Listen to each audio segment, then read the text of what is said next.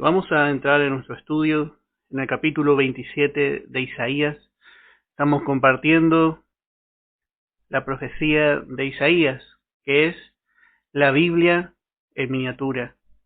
Este libro tiene la particularidad de que cada capítulo tiene una semejanza a un libro de la Biblia. Y como sabemos, nuestra Biblia tiene 66 libros y este libro también tiene 66 capítulos. Bueno, pronto hemos visto, creo que hasta el capítulo 18, las semejanzas, y pronto vamos a volver a ver, por lo menos hasta el capítulo 30 o 34, las analogías que tenemos preparadas para ir comparando. Y como siempre decimos cuando hablamos de esto nos muestra que la Biblia es un libro inspirado, es la palabra de Dios, nada más ni nada menos que la palabra de nuestro Dios. Como realmente no hay nada al azar, el hombre busca que, bueno, la Biblia ha sido escrita por hombres, realmente es así, hombres inspirados por el Espíritu Santo. El autor en sí es uno solo, pero hombres, en total más de 38 personas participaron en escribir el libro, salmos y así toda la Biblia.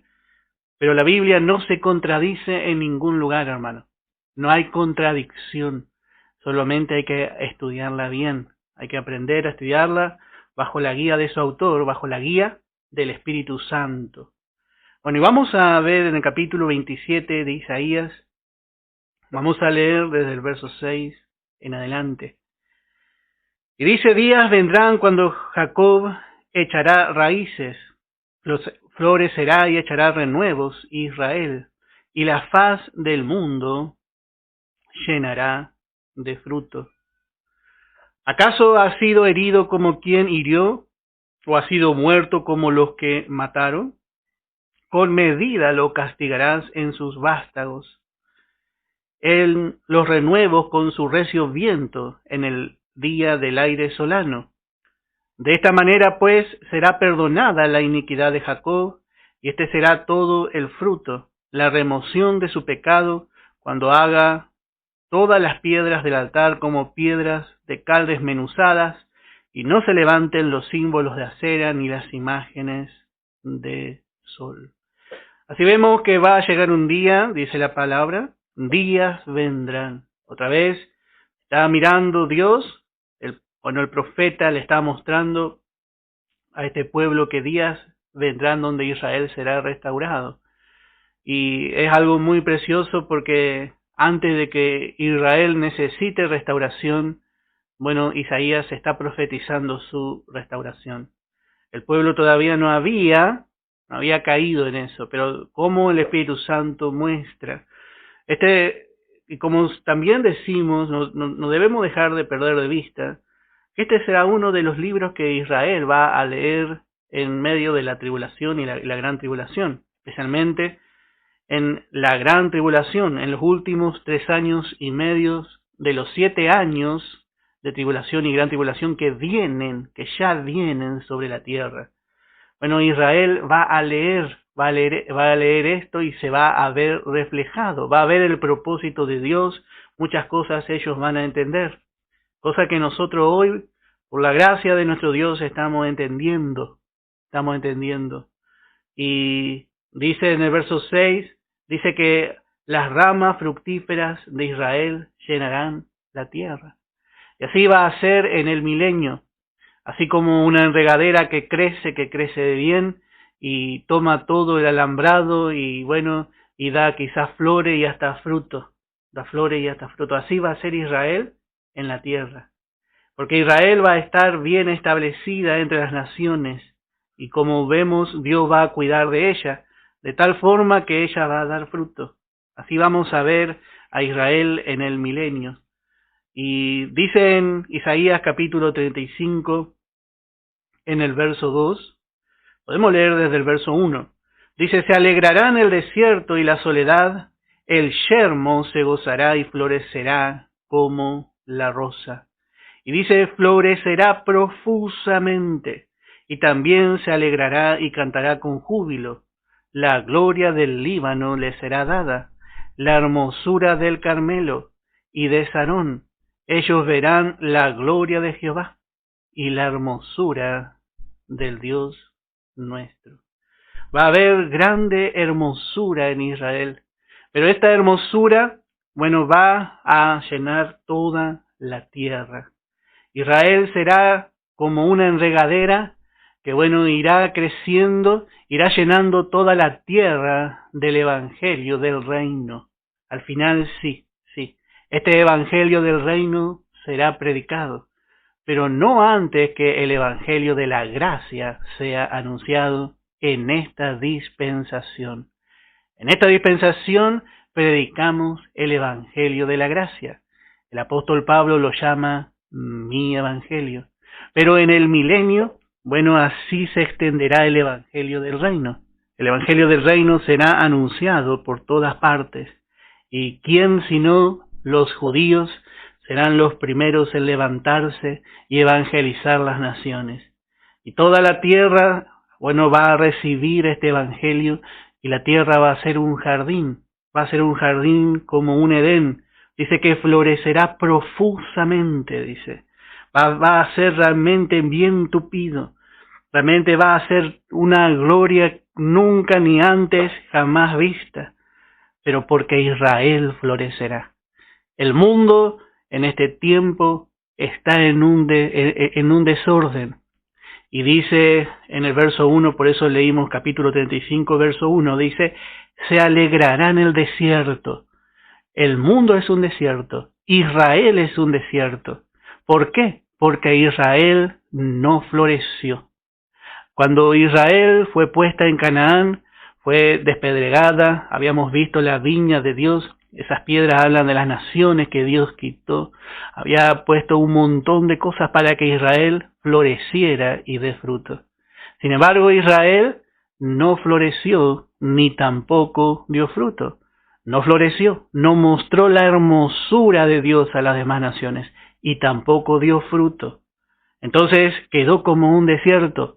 Y el mundo fue hecho un desierto porque Israel tendría que haberse encargado de llenar de frutos toda la tierra. Israel era llamada, allí especialmente Jerusalén, el gozo de toda la tierra. Así como cuando usted se sienta debajo de un árbol y le da sombra, le protege del calor y también puede arrancar fruto, y allí usted está sentado y come tranquilo, tiene reposo. Así Israel tendría que haber sido a las naciones. Pero esto se va a cumplir en el milenio. Israel va a florecer y va a proteger, va a ser como una protección profusa, bien tupida, la protección de este pueblo a través del evangelio que ellos van a predicar a todos los hombres, a todas las naciones. Y esto, hermano, es algo que el hombre no puede concebir. Aunque vemos a Israel entre las naciones que, por las circunstancias, ha sido dispersa, pero han vuelto algunos en su tierra. Israel está lejos de ser esto. Hermano, Israel está lejísimos de ser esto. Sin embargo, Dios, que fue el mismo que permitió que Israel se debilitase entre las naciones, Él mismo lo hará. Porque dice el verso 7, dice, ¿acaso ha sido herido como quien lo hirió? ¿O ha sido muerto como los que lo mataron? En otras palabras, dice Dios, que si Dios corrigió a Israel, con medidas, con opresores, dice, ¿será que no se va a volver a levantar? ¿Será que Dios va a herir o hirió a Israel de una forma como hirió a las demás naciones? Muchas naciones que Dios hirió hoy ya no existen. Pero aquí vemos la misericordia de Dios hacia su pueblo. Realmente dice, ¿acaso ha sido herido como quien lo hirió o ha sido muerto? ¿Ha llegado a morir ya para siempre como los que lo mataron? Muchos pueblos fueron utilizados para destruir a la nación de Israel, pero no la pudieron destruir del todo. Sin embargo, muchas naciones que fueron utilizadas para destruir a Israel hoy no existen. Hoy no existen. Dios castigó a este pueblo con severidad. Dios corrigió a su pueblo. Y realmente Dios siempre corrige conforme a la medida de la luz que la persona tiene, a la medida de la luz de la nación. Esta nación había sido muy privilegiada. La luz de esta nación fue muy grande. Y tenemos que pensar, hermano, cuánto nosotros entendemos del Señor. Y cuánto nosotros muchas veces no hacemos conforme a la manera del Señor. Y quizás somos muy rebeldes. Pero Dios siempre hace conforme a la medida de la luz.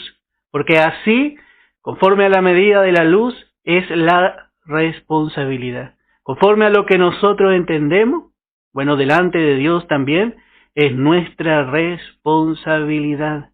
Y cuando miramos a Israel entre las naciones, Israel era más responsable que todas las naciones. Israel era más responsable. Pero a la vez, Israel era la nación escogida. Así que vemos que Dios no lo castigó como a las demás naciones. Dios no lo castigó, no hizo como hizo con las otras naciones que fueron utilizadas como instrumentos, como hemos visto, para corregir a Israel. Dice en el verso 8, con medida lo castigará, dice, en sus vástagos. En los renuevos con su recio viento en el día del aire solano. Bueno, así vemos que Dios mismo da la respuesta. Porque en el verso 7 hace una pregunta a Dios. ¿Será que Dios le iba a destruir como a las demás naciones o le iba a tratar como a las demás naciones a su pueblo? Y aquí Dios responde. Dios mismo da esa respuesta. Dios midió realmente el castigo para Israel. Dios midió su disciplina. Pero con justicia Él obró en su pueblo. No quiere decir que Dios no haya obrado con justicia, pero sí vemos que Él no derramó toda su ira. Él no derramó toda su ira, porque Israel es el pueblo de Jehová. Y así Dios muchas veces mostró en la palabra. Y tenemos una porción tan hermosa que solemos leer, los que conocemos este mensaje. Podemos ver en Oseas capítulo 11, dice en el verso 7, dice, entre tanto mi pueblo está adherido a la rebelión contra mí, y aunque me llaman el Altísimo, ninguno absolutamente me quiere enaltecer. Pero note que al momento, está hablando a Efraín, y le dice al momento de que tiene que actuar Dios. Bueno, dice, ¿cómo podré abandonarte, oh Efraín? ¿Te entregaré yo, Israel? ¿Cómo podré yo hacerte como a Adma o ponerte como a Zeboín? Estas dos ciudades capitales de Sodoma y Gomorra, las cuales fueron destruidas porque fuego cayó del cielo. Dice, ¿cómo voy a poder hacer de esta manera? Porque este es su pueblo. Este es su pueblo. Sobre este pueblo está el pacto de Dios. Y dice, mi corazón se conmueve dentro de mí, se inflama toda mi compasión.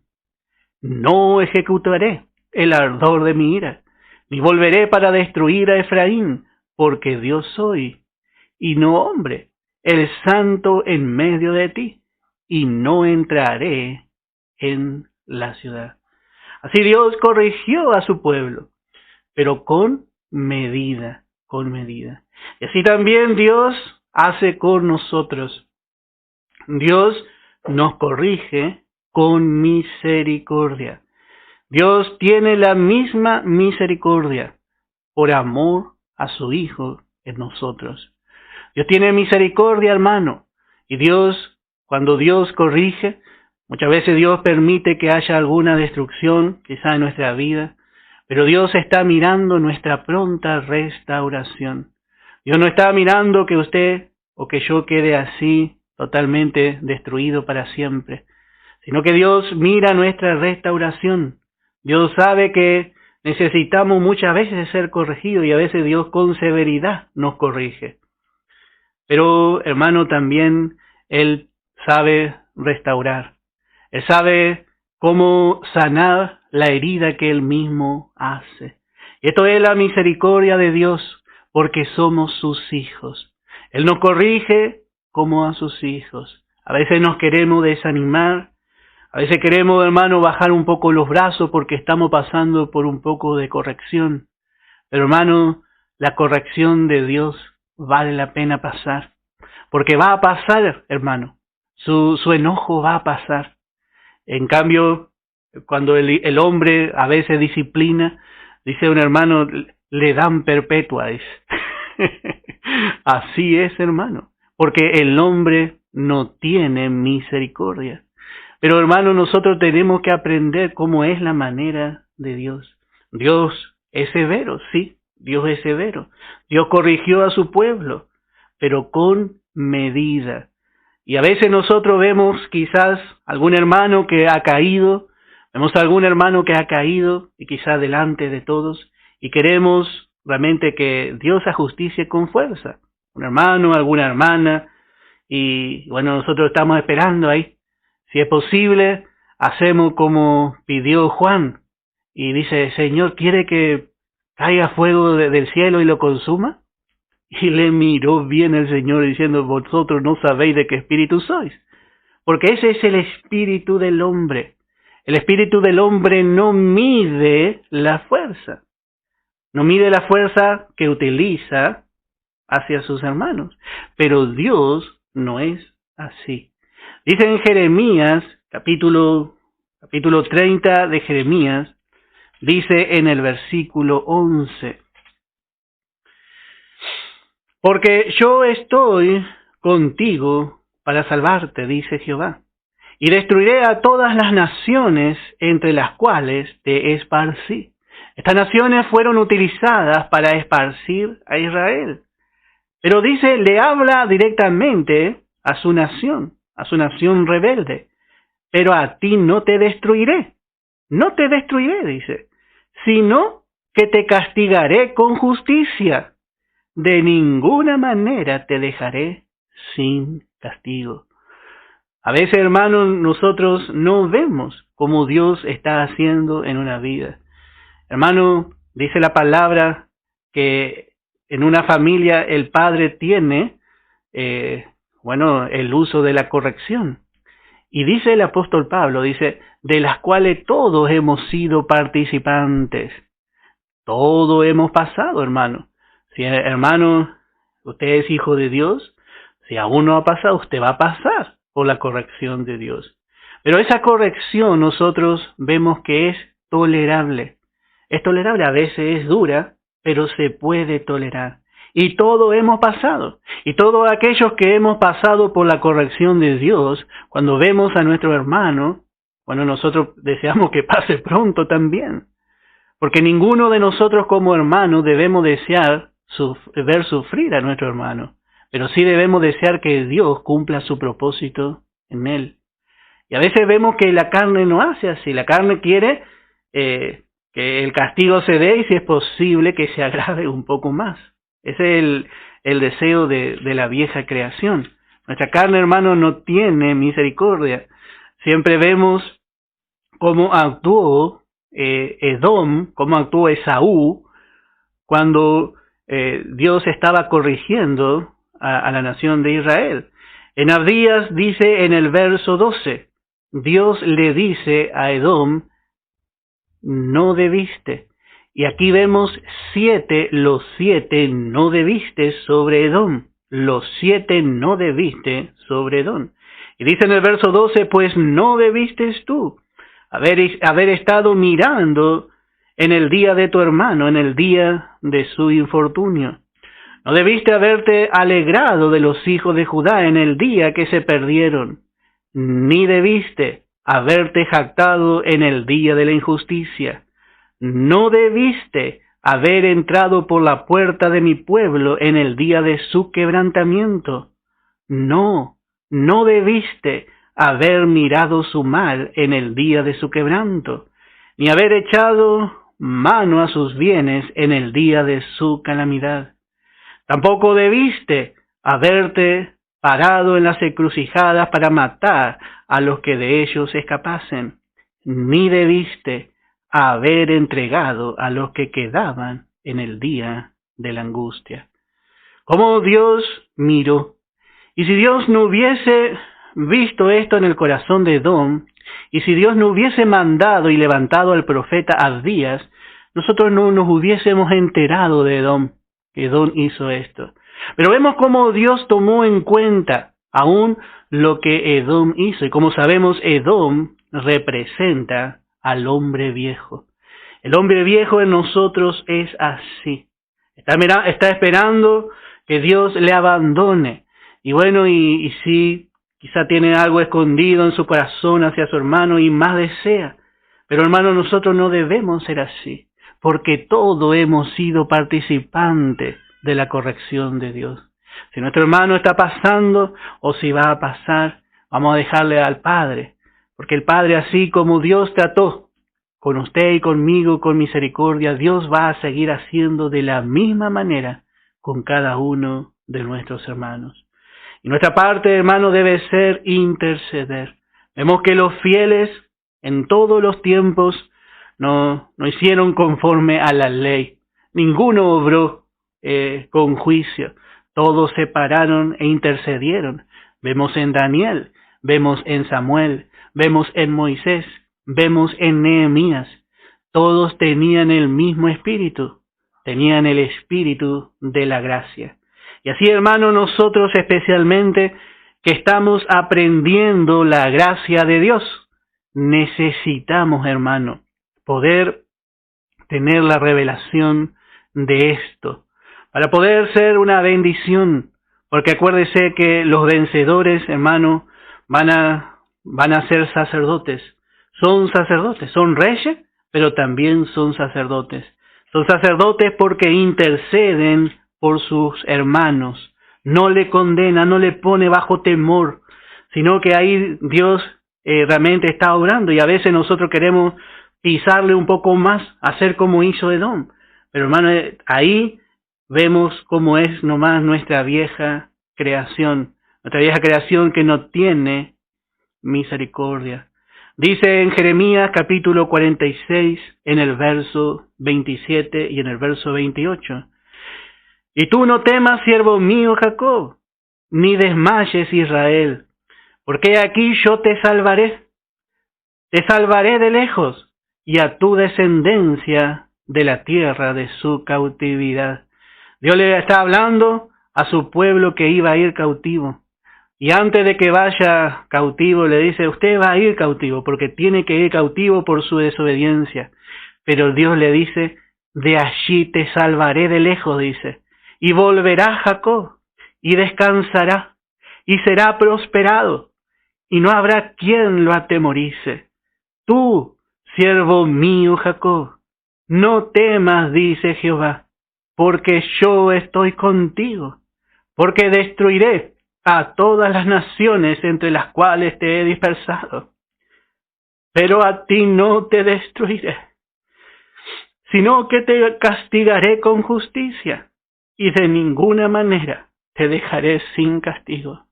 Este, hermano, es nuestro Dios, este es nuestro Padre. Gracias al Señor, que por su gracia hemos llegado a ser hijos de Dios. Somos participantes de la vida nueva. Y como hermano tenemos este privilegio, como el hermano anoche decía, somos afortunados. Somos afortunados, hermano, por conocer este mensaje y por poder conocer a nuestro Dios, a nuestro Padre, de esta forma. ¿Cuántos hermanos hoy tienen miedo de Dios? ¿Cuánto tienen miedo de Dios? Porque no le conocen. Pero nuestro mensaje se llama mensaje de gracia y mensaje de gloria. Vamos conociendo su gracia. Y su gracia nos prepara, hermano, para la gloria. Por eso, hermano, es tan importante para poder llegar a alcanzar la misma gloria de Cristo, ser bien establecidos en la gracia. Ser bien establecido en la gracia. No hay otra forma. No hay otra forma. Dice en Ezequiel capítulo 11, en el verso 16, por tanto, di, así ha dicho Jehová el Señor, aunque le he arrojado lejos entre las naciones. Lejos estaban fuera de la comunión de Dios, y así está Israel hoy. Así está hoy, y así a veces estamos también nosotros. Parece que nadie nos va a poder traer a la presencia de Dios. Parece que nada hace. Parece que oramos por nuestro familiar y no viene al Señor nunca. Parece que está tan lejos, está esparcido, está esclavizado. No sabemos cómo hacer para libertarle quizá de sus vicios. Pero dice, con todo eso le seré por un pequeño santuario en las tierras a donde lleguen. Sí, hermano. Allí donde fue Israel, y allí donde estaba lejos de su Dios, de Canaán, de la tierra de Palestina, de la tierra de bendición, aún allí Dios estaba con ellos.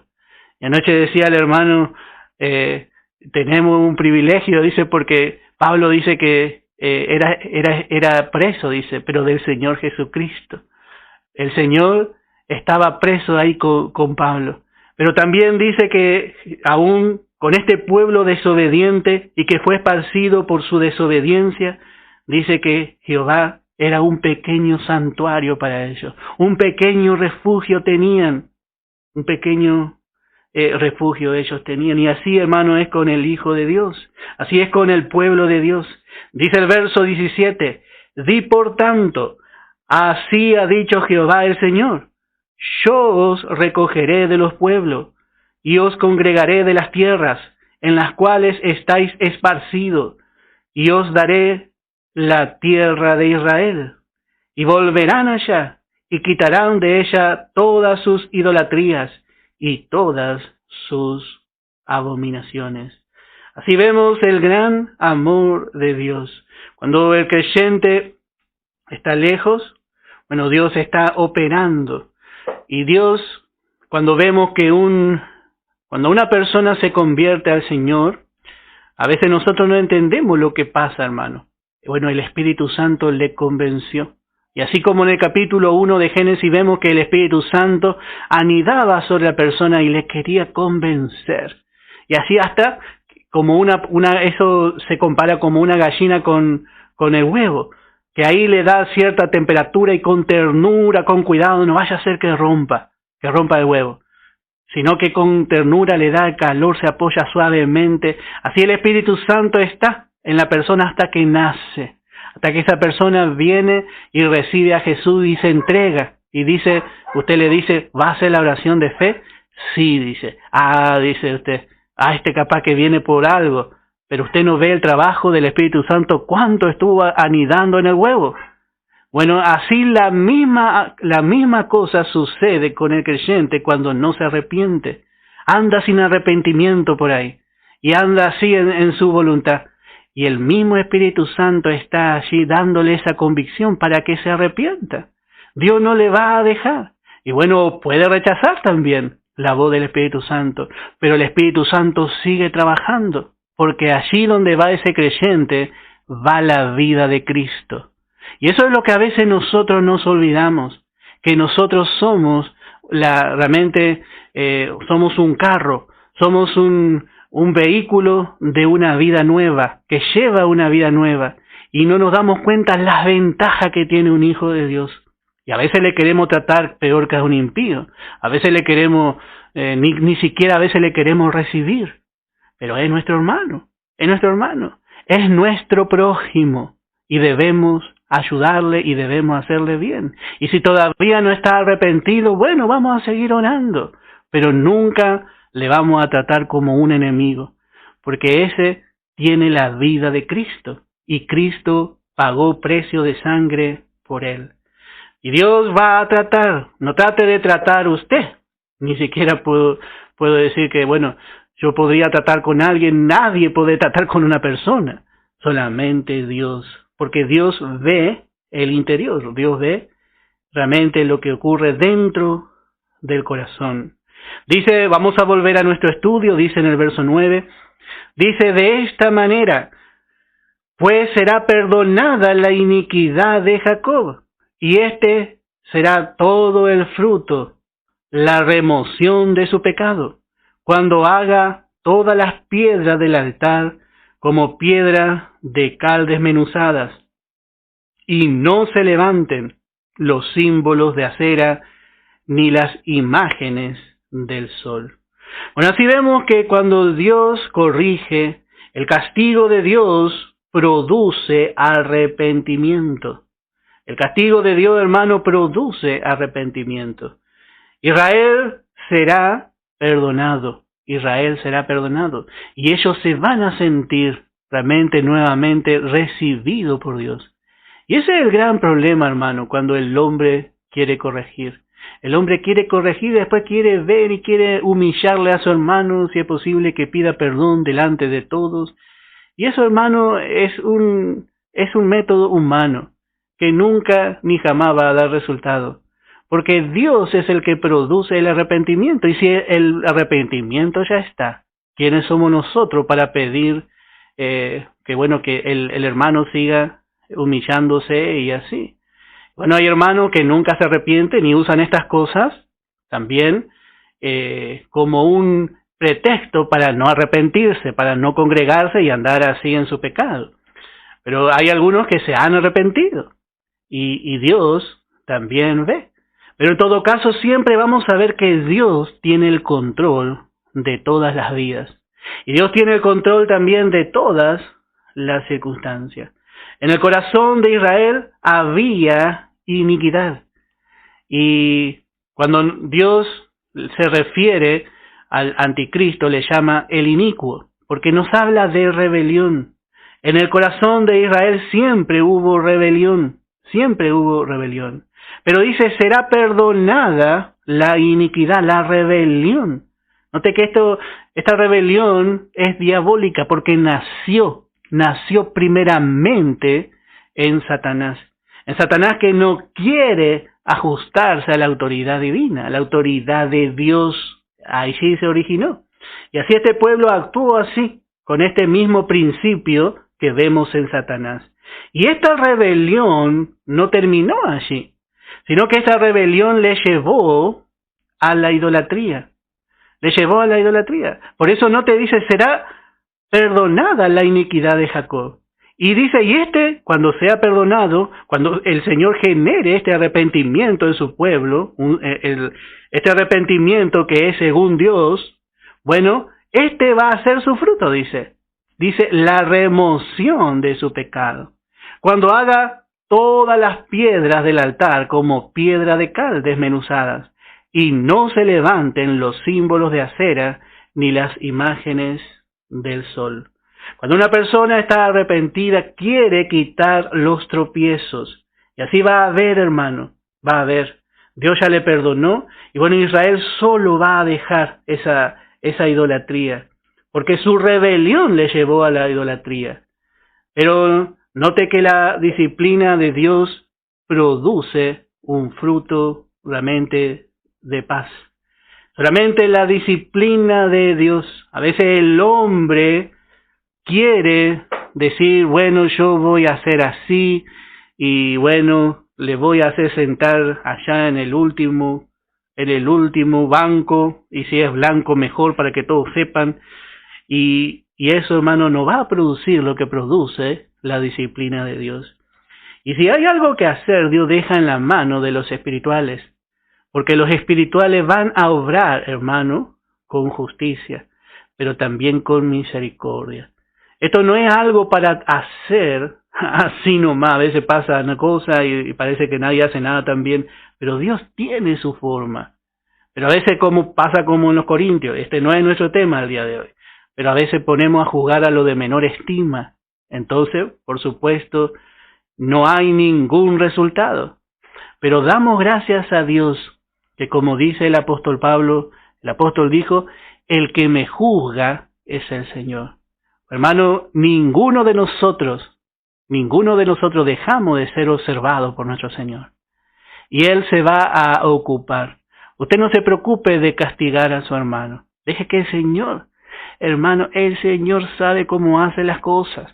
Y nosotros no debemos razonar sus maneras.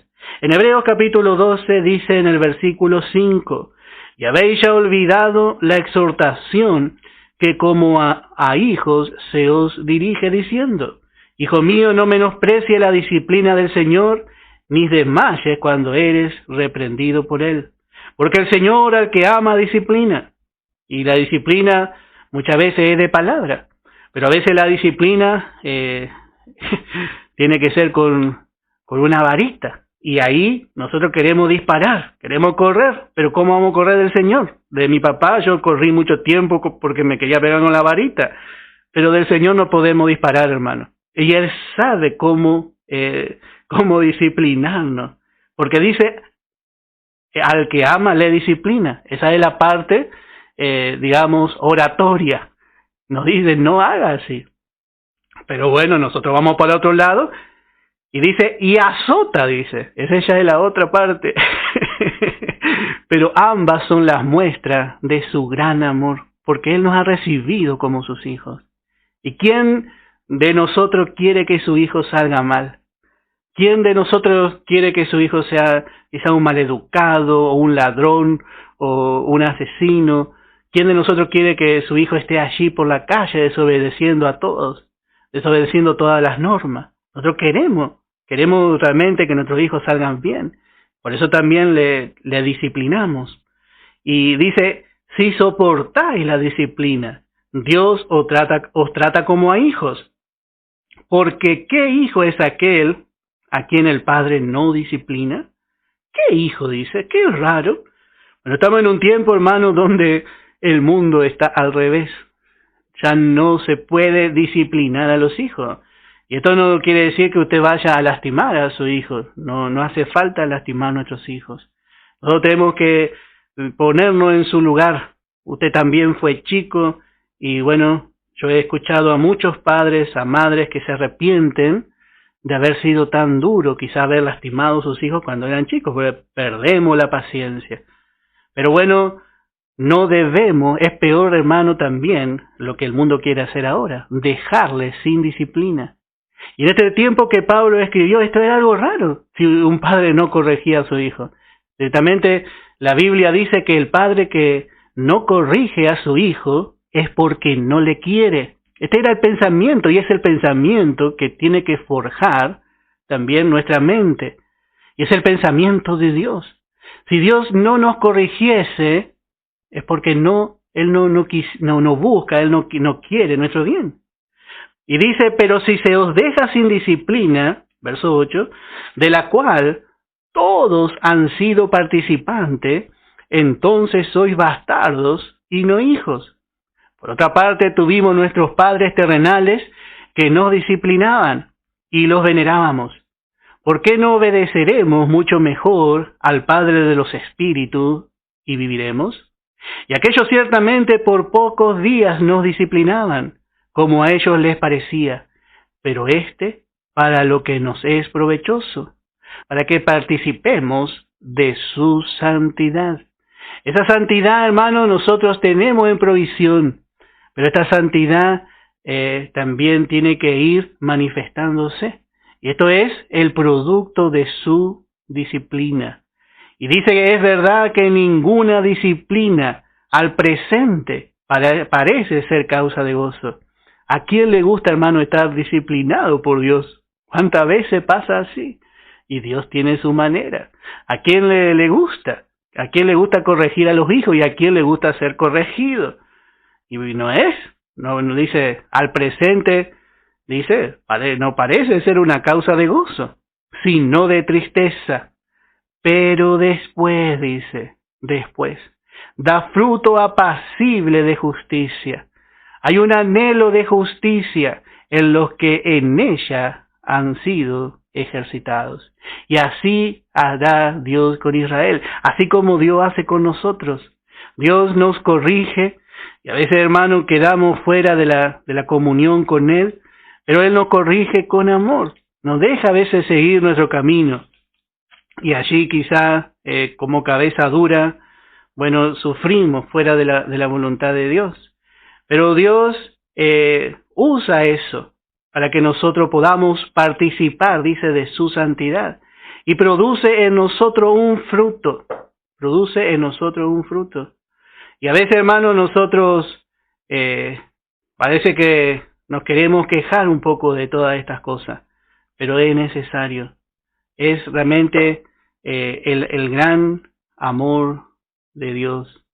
Y dice el apóstol Pablo del arrepentimiento según Dios, dice que es bueno, pero también todo tiene que tener un límite. Bueno, vamos a dejar aquí